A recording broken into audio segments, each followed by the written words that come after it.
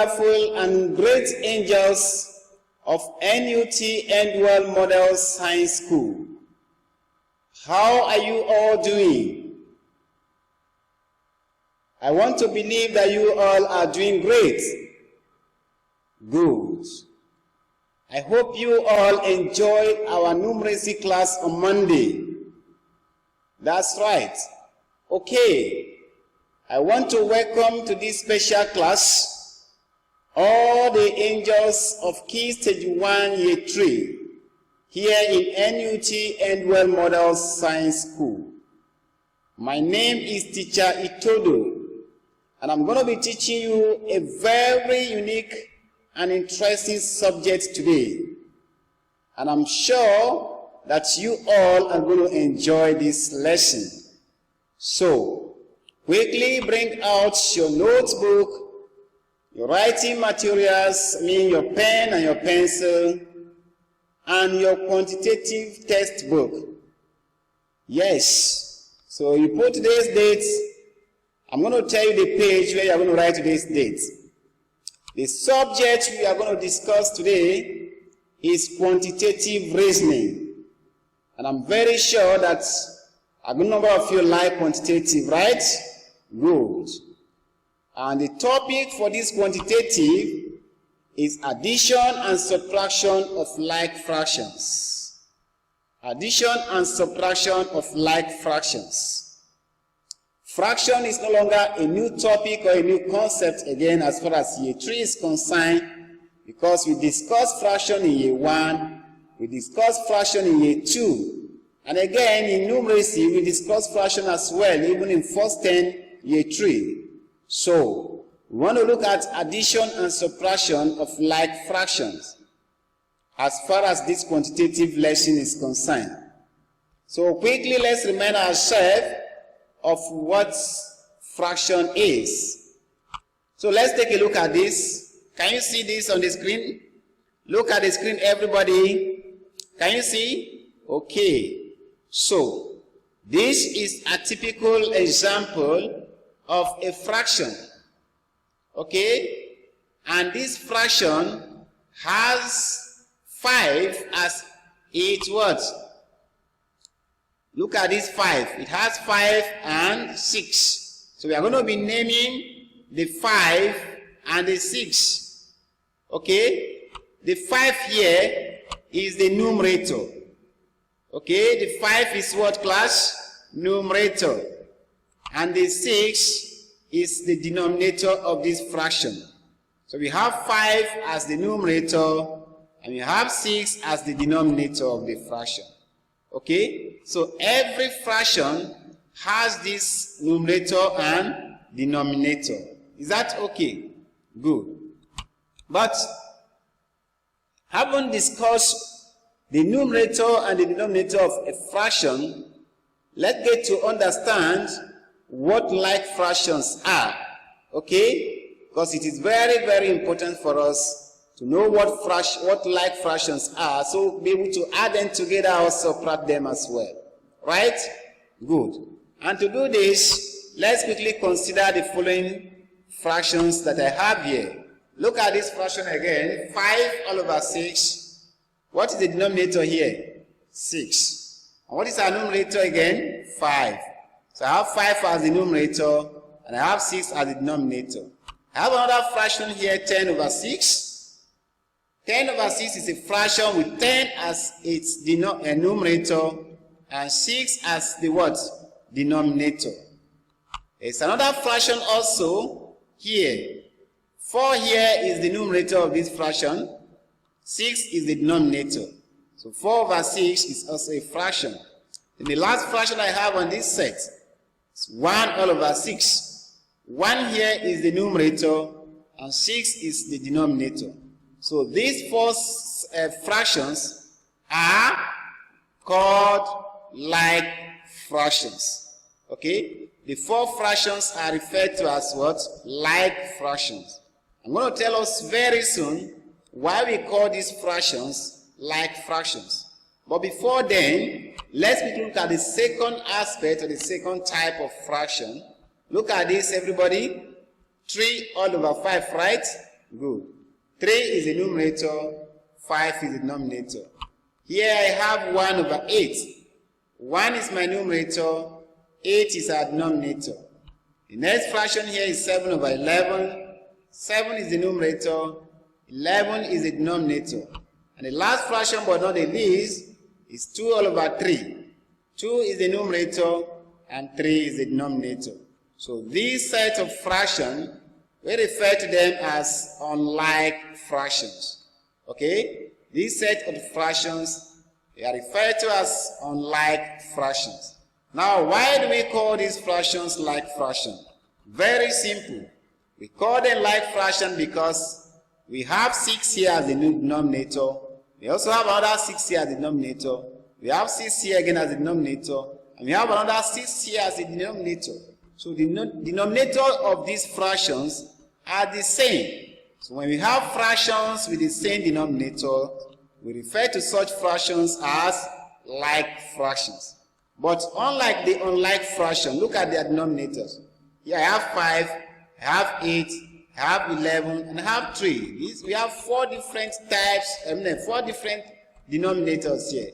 So when when 2 or more fractions have different denominators, we refer to such fractions as unlike fractions.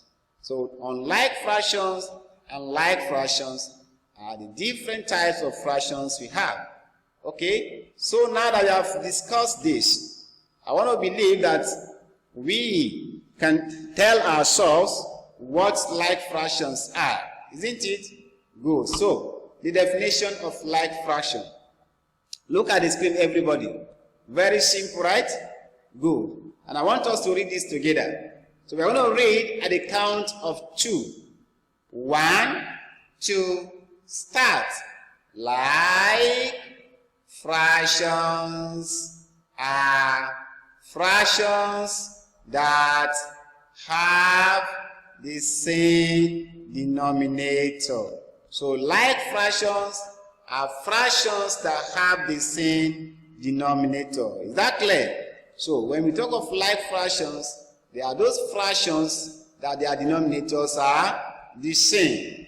Okay? Their denominators are the same. So quickly, close your eyes, everybody, because I'm going to give you one task right now. Don't look at the screen again. Close your eyes. Who is that person that refused to close his eyes there? Okay. So, I have 6 all over 10. 6 all over 10. Who can tell me the denominator in this fraction 6 over 10? Yes? Yes? Okay. The denominator in the fraction 6 all over 10 is 10. Good. And the numerator is what? 6. Good. So, for you to differentiate between like fractions and unlike fraction, for the like fractions, their denominator must be the same. And for the unlike fraction, their denominator must be what? Different. Is that okay? Good. So, with this, we can move straight to the discussion of our quantitative reasoning properly. Okay? And for us to do this, let's quickly look at this sample. You know, quantitative always comes with sample. So we are going to look at this sample, and we are going to analyze the sample as well. The first one I have here, under sample 1, I have 2 examples. Look at this 1 all over 4. Is it a fraction? Good. 2 over 4, is 2 over 4 a fraction? And the next one is 3 over 4. Are they fractions? Good. So I have 1 over 4, 2 over 4, and 3 over 4. These are 3 different fractions with the same denominator. So we can refer to these 3 fractions as like fractions, right? Good. Now look at this. This one is in a special box, right? The question I want to ask now is this. What happened to these 2 over 4 and 1 over 4 that we have 3 over 4? That is what we are going to analyze. So quickly, let's analyze the sample 1. Analysis of sample 1. We are going to bring out the sample, then we label the sample. So I say first label the 3 fractions as A, B, C, and D. Look at the three fractions. We are going to label this fraction 1 over 4. We are going to label this 2 over 4. We are going to label this 3 over 4. We are going to label them as A, B, C, and A, B, and C. So, the first one, which is 1 over 4, we are going to call it fraction A with a very beautiful color. And the second one, which is 2 over 4, we are going to name it as fraction B with a very beautiful blue color. And the last one, which is 3 over 4, we are going to name it as fraction C with a very nice green color. Okay? Good. So, in these three fractions, we have named them, or we have labeled these fractions. So the next thing we are going to do is to connect this fraction A, B, C, and the rest. Are we ready to do that? All right. Look at the board. Sorry, look at the screen, everybody. If I add 1 plus 2, will it give me 3? Good. So that is what we are going to establish here, that A, look at fraction A plus fraction B will give us fraction C. That is why I say A plus B will be equals to C. And the next one is, what is A? Under A, we have what? We have 1 over 4. And under B, we have 2 over 4. So 1 over 4 plus 2 over 4, in adding this type of fractions, this is what you are going to do. Because they are like fractions, we are going to pick only one of these 4. We are not going to use the 2. We are going to use just 4, 1. But the numerators, we are going to use all of them. So the operation we are going to carry out will be within the numerators. So we are going to add 1 to 2.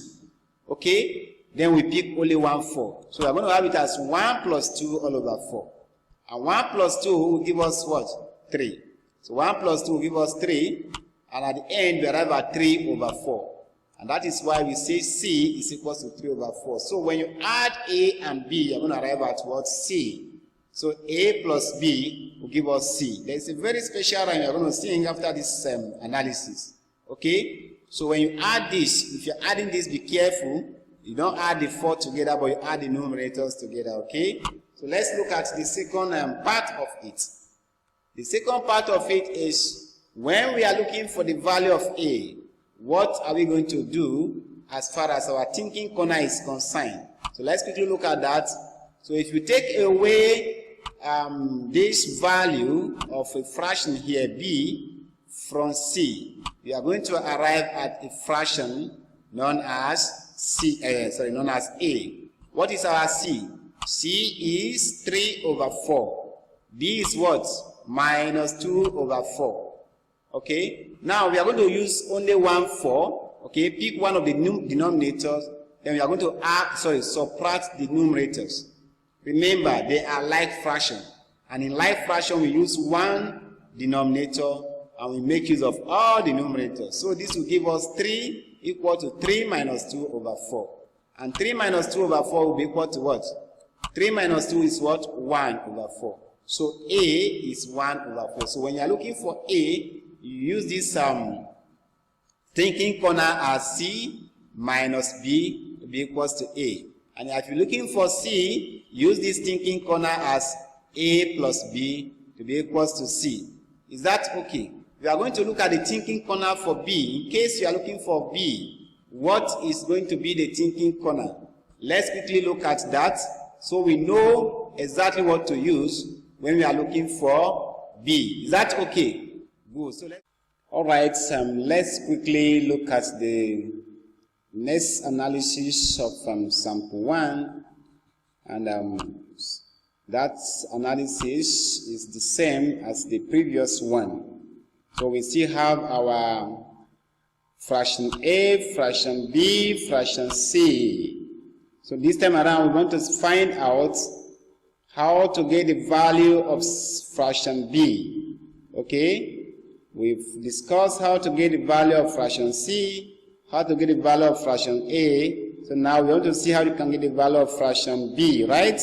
Good. And to get the value of fraction B, if you take fraction A from fraction C, you're going to have your fraction B. So we have it as C minus A. And C minus A will give us B. So C minus A equals to B is the third thinking corner. Okay? And what is our C? 3 all over 4. And what is our A? A is 1 over 4. So 3 over 4 minus 1 over 4 is equals to 2 over 4, which is, and for you to solve this, remember, we have 3 over 4 minus 1 over 4. And 3 over 4 and 1 over 4 are like fractions. So we are going to pick one of the denominator, remember? Then we carry out the operation, which is minus, between 3 and 1. And that will give us 3 minus 1. And 3 minus 1 is 4. So 3 minus 1 over 4. And 3 minus 1 is 2. So you have it as 2 over 4, which is the fraction of B. Okay? So we can write that B is 2 over 4. So quickly let's get down our thinking corner. Okay? We have 3 thinking corner here. The first one, remember, A plus B is equals to C. A plus B equals to C. Equal to C. Beautiful. The next one is C minus B. And C minus B will be equal to A. C minus B equals to A. And the third one is C minus A. And C minus A is equal to B. C minus A is equal to B. So these are the 3 thinking corners that we are going to be using to solve exercises as far as this lesson of quantitative reasoning is concerned. Of course, you have to think very well here. Okay? I guess you like this thinking corner, right? Good. So quickly, let's go with this thinking corner. A plus B equals to C. C minus B equals to A. C minus A equals to B. A plus B equals to C. Sing. A plus B. Some of you are not singing. Open your mouth. A plus B equals to C. C minus B equals to A. C minus A equals to B. Do you like that? Good. So we are going to be making use of that rhyme all through this lesson. So quickly, let's move to example analysis of the sample 2. Okay? Analysis of the second sample. And the second sample is the same thing as the first one, but with different values. Okay? This one you have 1 over 3 here, and you have 1 over 3 here. Then the final answer is 2 over 3. So we are going to name or label our fraction again: A, B, and C. So these are the 3 fractions. To get our C, let's sing the rhyme. A plus B equals to C. So let's write A plus B equal to C. Beautiful. So A, what is the fraction of A? 1 over 3. Plus, what is the fraction of B? 1 over 3. And the last equal to. So let's carry out the operation now. Since they are 2 like fractions, we are going to pick one of the 3, right? Then we are going to add the numerator, which happen to be what? 1 and 1. So we have it as 1 plus 1 all over 3. And 1 plus 1 will give us what? What is 1 plus 1? 2. So we have here as 2 over 3. And that is why you have C to be 2 over 3. So we are going to put arrow towards our C here. So our C is what? 2 over 3. And that is why we say A plus B equals to C. Good. So the next one now is what? What will be the next line? C minus B equals to A. Let's write C minus B equals to A. Look, C minus B equals to A. Do you understand? So let's write, what is our C? 2 all over 3. minus, what is our b? Look at your b here, 1 over 3 minus 1 over 3 equal to, so let's solve this. We have two like fractions here, so we're going to pick one of the two denominators, then we add the numerator as subtract 2 minus 1 all over 3, and 2 minus 1 will give us what? 2 minus 1 will give us 1, so at the end you have 1 over 3, and that is why you see that your a here is 1 over 3, so our a is equals to 1 over 3. Is that finally analysis of sample 2? We still have our diagram here, our A, B, C, and D. So we are going to look at how to find the value of B when we don't have anything as far as this space is concerned. So we are going to have it as C minus A equals to B, C minus A equals to B. And what is our C? C is 3 over 4 minus A is 1 over 4 equal to, we have two unlike fractions, so we are going to add we are going to subtract 1 from 2. So we are going to have it as 2 minus 1 all over 3. And 2 minus 1 over 3 will give us what? 1 over 3. So our B is 1 over 3. So we look at our thinking corner again. What is that? What are they? A plus B equals to C. C minus B equals to A, and C minus A equals to B. So make sure you take note of this thinking corner very well, because it's very, very important. Okay? Alright, let's quickly look at a few examples under the samples we've discussed so far. The first example, use sample 1 and sample 2 to answer the following. Use sample 1 and sample 2 to answer the following. I guess you can still remember the samples we discussed before this example, right? Good. So here we have 3 all over 12 as a fraction. Here is 4 all over 12 as another fraction. And this place is box.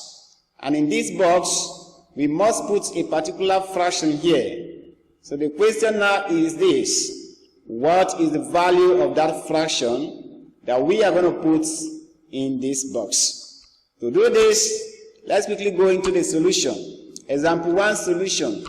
The first thing we are going to do, just like we did during the course of sample, we must first of all label the 3 fractions as A, B, and C.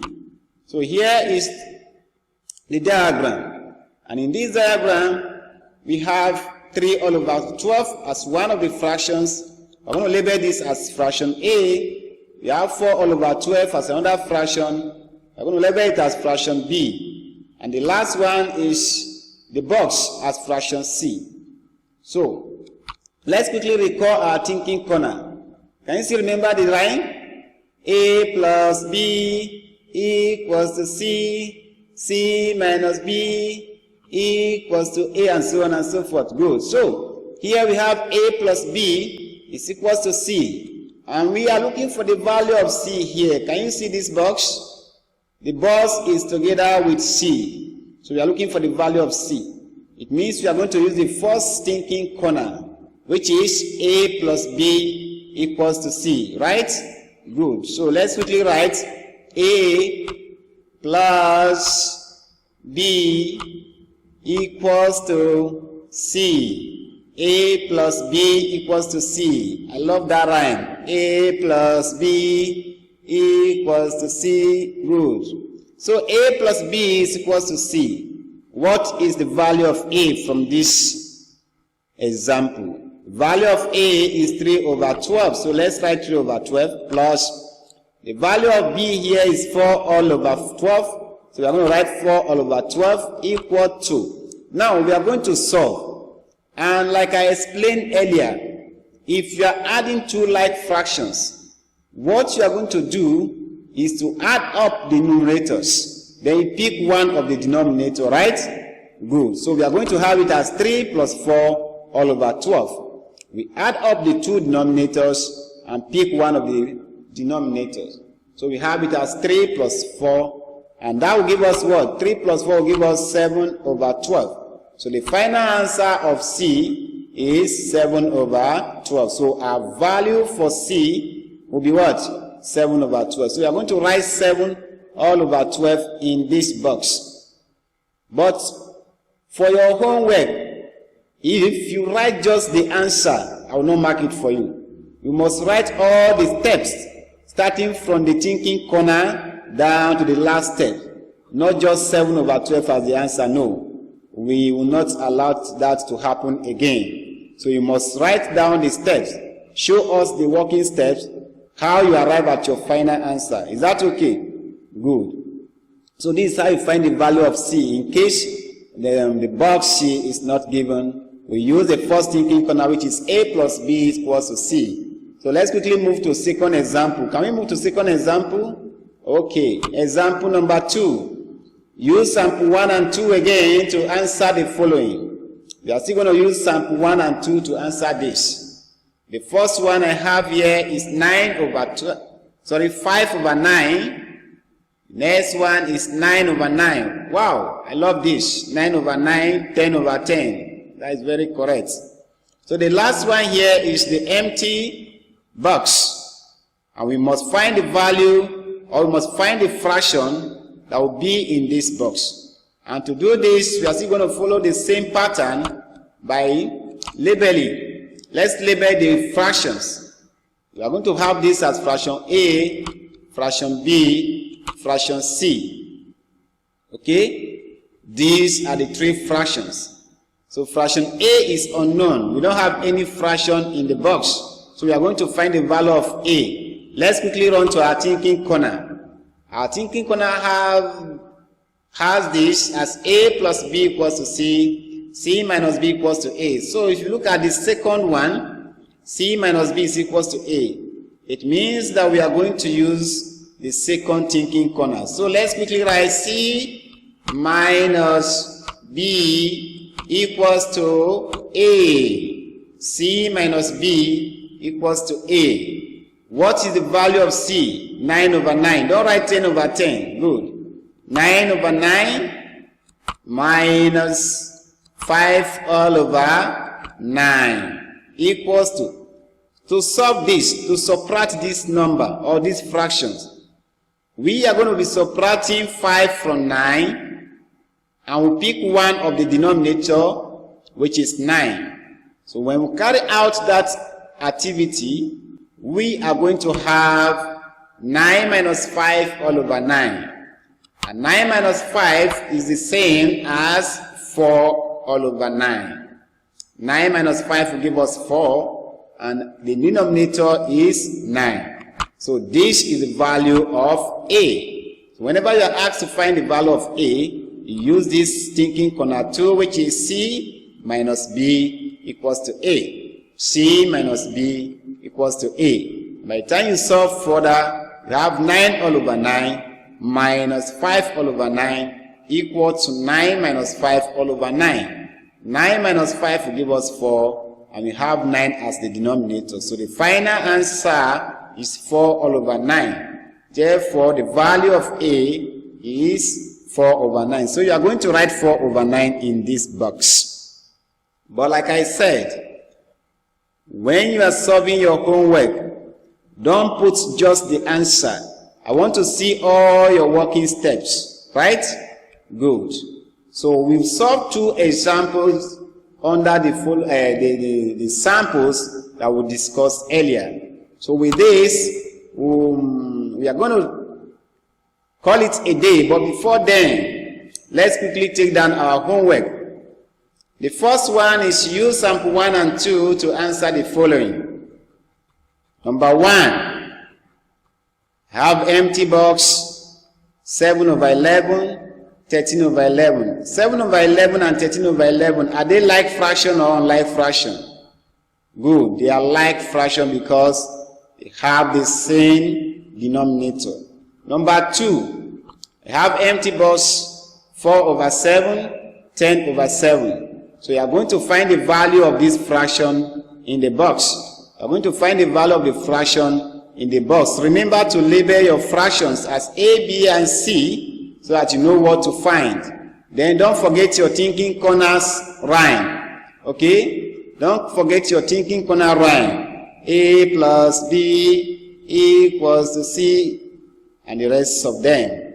So with the help of that, you'll be able to find the value of this empty box.